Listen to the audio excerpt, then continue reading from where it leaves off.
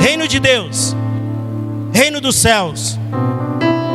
No Antigo Testamento fala-se do futuro reinado do Senhor e de um reino messiânico universal. O anúncio do reino de Deus, que já chegou, se constitui na proclamação inicial e no centro da mensagem de Jesus.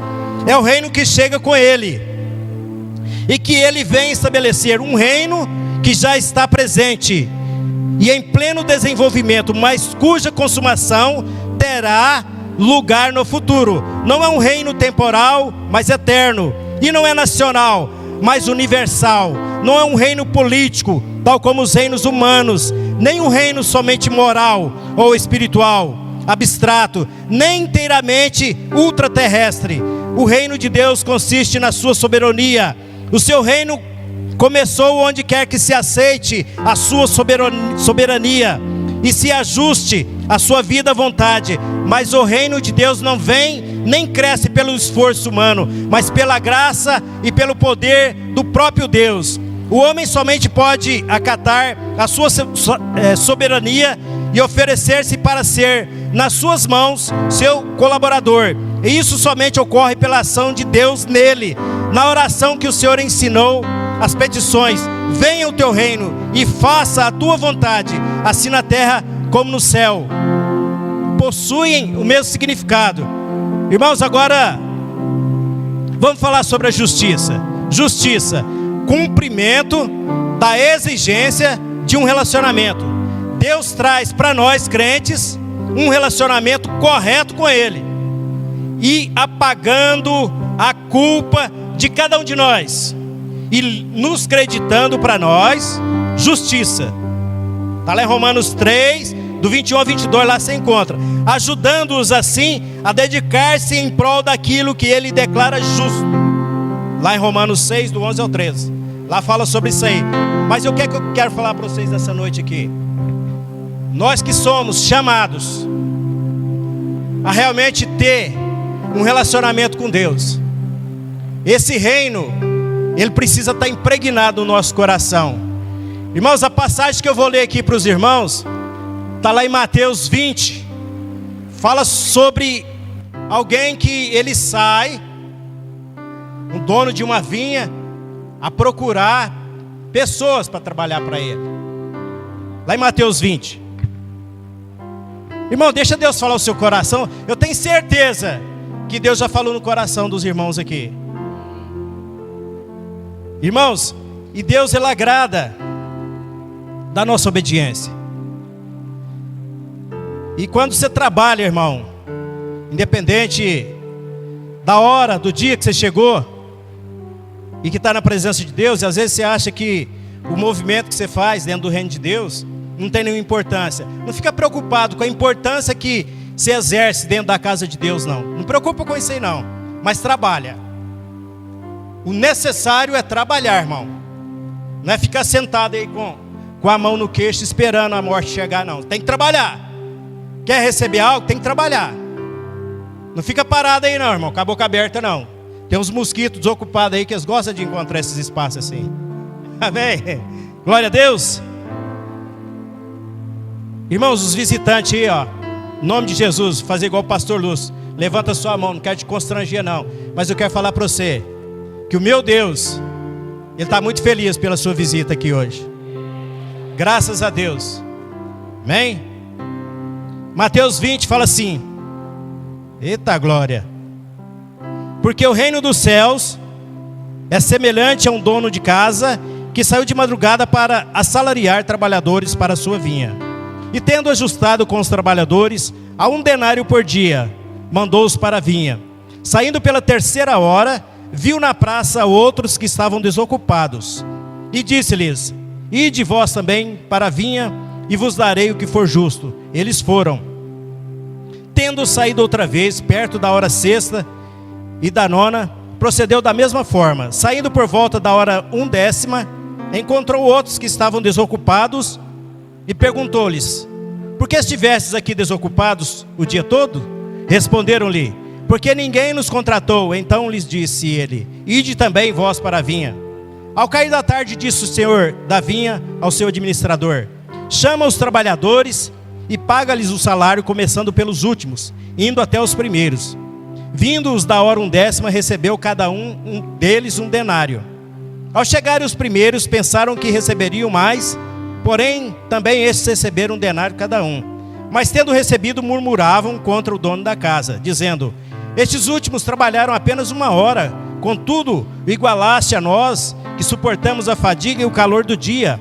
Mas o proprietário respondendo disse a um deles: amigo, não te faço injustiça, não combinaste comigo 1 denário?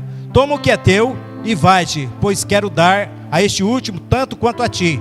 Porventura não me é lícito fazer o que eu quero do que é meu? Ou são maus os teus olhos porque eu sou bom? Assim os últimos serão os primeiros, e os primeiros serão os últimos, porque muitos são chamados, mas poucos escolhidos. É a palavra que o Senhor tem para nós nessa noite, irmãos. E o que eu vejo nisso aqui? Eu vejo nisso aqui o seguinte: há uma contratação, há um chamado. E a palavra de Deus fala que muitos são chamados e poucos os escolhidos. E aqui a justiça, ela está prevalecendo aqui por quê? Porque ele chegou e contratou. Ele falou: vou te pagar 1 denário, seja a hora que for, vou te pagar. E Jesus Cristo, irmão, o sangue, a mesma quantidade que foi derramada para quem se converteu há 50, há 30 anos, é a mesma quantidade de sangue para quem converteu hoje. É a mesma quantidade, o valor é o mesmo. E o propósito do Senhor, quando Deus enviou Jesus, quando Ele enviou Jesus, o propósito era o mesmo para todos. Mas é necessário, irmãos, que haja entendimento de justiça. Será que eu mereço? Porque se eu começar a analisar, irmãos, eu não merecia nem estar aqui, ó. Eu não merecia, por eu achar questão de justiça, nem aqui eu poderia estar. Porque eu acredito que o que é que nos afasta de Deus? É o pecado. Mas Ele, sabe o que Ele fez? Ele foi lá e justificou o nosso pecado. Aqui fala que Ele já comprou a dívida que a gente tinha com o nosso inimigo, com o inimigo da nossa alma. Então hoje, por que é que eu acho que hoje, não por merecer, mas pela misericórdia de Deus, é que nós subimos aqui? Só por isso, irmão.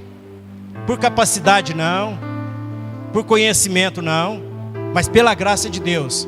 Irmão, você sabe como é que nós vamos alcançar o reino da justiça? Você sabe através de que isso é alcançado? Isso vai sendo construído? É através da nossa fé. É através de um testemunho que a gente ouve, igual aquela do Sr. Walter aqui. Através dos testemunhos que vão acontecendo na vida das pessoas. É assim que vai construindo o reino dentro do nosso coração.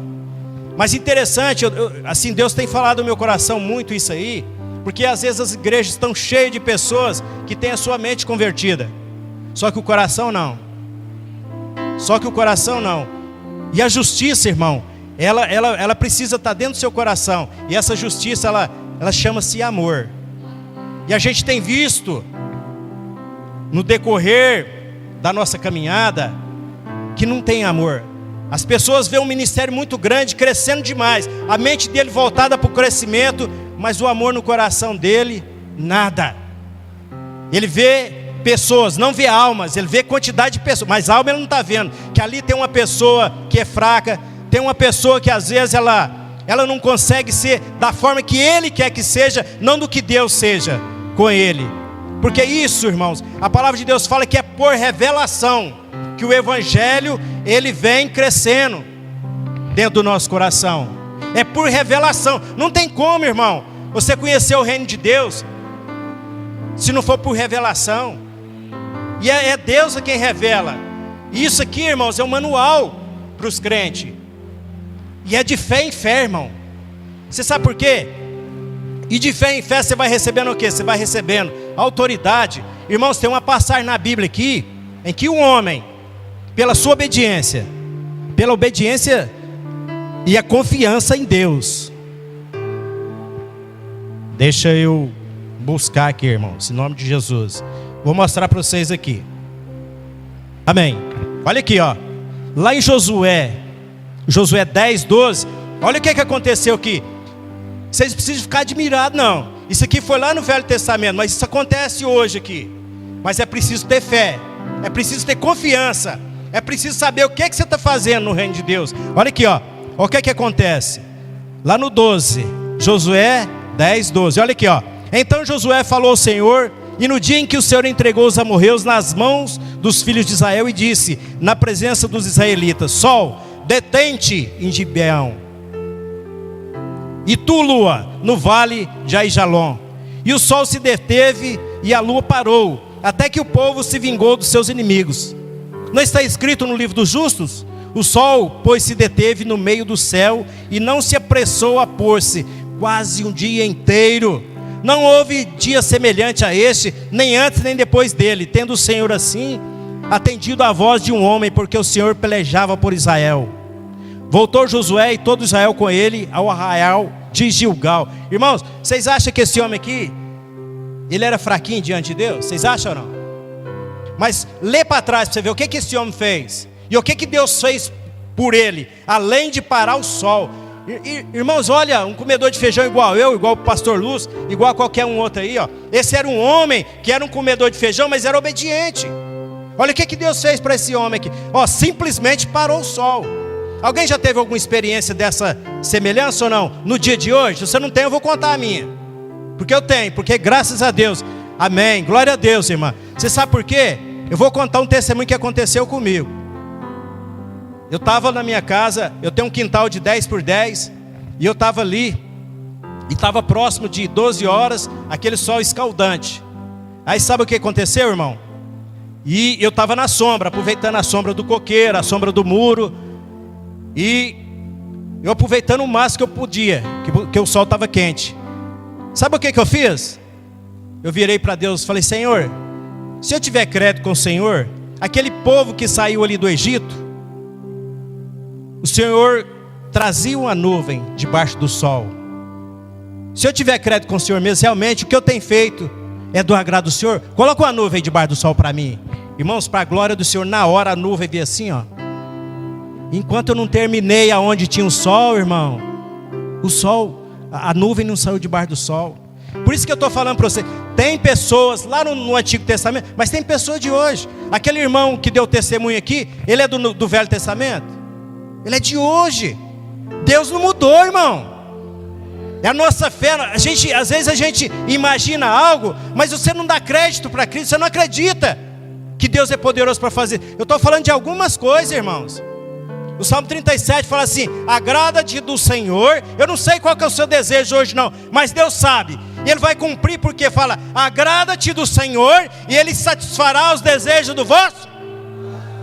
É isso. O que você tem no seu coração? Irmãos, tudo que nasceu aqui, todos os projetos que nasceram aqui, nasceu no coração de Deus. Mas é igual o pastor falou, alguém tem que pronunciar isso aqui, para isso ser real. E Deus, Ele satisfaz, irmão. Irmão, olha que benção. Quando o pastor falou a questão do restaurante, não tinha nem garfo aqui, irmão. Não vou falar panela não, nem garfo. Nem garfo descartável tinha. Vai aí na cozinha hoje. Isso é porque você declara. E os projetos que vão vir, os missionários que vão para fora, irmãos. Irmão, todo mundo aqui, ó, que Deus me mostrou, você tem fogo na sua mão. Se você às vezes não tem tempo, se às vezes a sua vida você não pode disponibilizar, estende na hora que vai sair um missionário daqui. Manda a mão no bolso, irmão. Só tem, não importa, 10 reais, 5, 100, não importa, irmão. Deus tocou no seu coração, investe. É o reino de Deus. Amém? O pastor falou um negócio aqui esse dia para trás, que eu não tenho problema com dízimo. Graças a Deus, não tem problema, nunca tive. Desde a minha conversão não tem. Eu não tenho problema com dízimo. E o pastor falou um negócio aqui, e eu tenho experimentado o que ele falou aqui. Semente. Que tamanho que é a sua semente? Não importa. Ele fala de semente. Que tamanho que é a semente da mostarda? Ele fala de semente. Não está falando de valores, está falando de semente. Hoje eu fui questionado a respeito do dízimo. Eu não dei muita atenção não. Eu não dei muita atenção porque a pessoa quis dizer assim: você ganha 3 salários. Aí tal, quase 3 mil, você vai dizimar 300 reais? Eu falei, qual que é a dificuldade? Ah, mas e o cara que ganha um salário mínimo, ele tem que tirar o dízimo? Eu falei, tem, mas por que não? Qual que é a diferença? Irmão, se você está sendo abençoado com um salário mínimo, amém. Deus vai te honrar. Se eu ganho 3, 4, 5, ué, e aí? Qual que é a diferença? Eu acho que a sua disposição tem que ser da mesma forma, ou com 1, ou com 2, ou com 3, ou com 100, tem que ser do mesmo jeito, porque comigo não é diferente. E a gente tem que ser assim. E o reino de Deus é assim. É justo, é justiça. Vocês entenderam, irmão?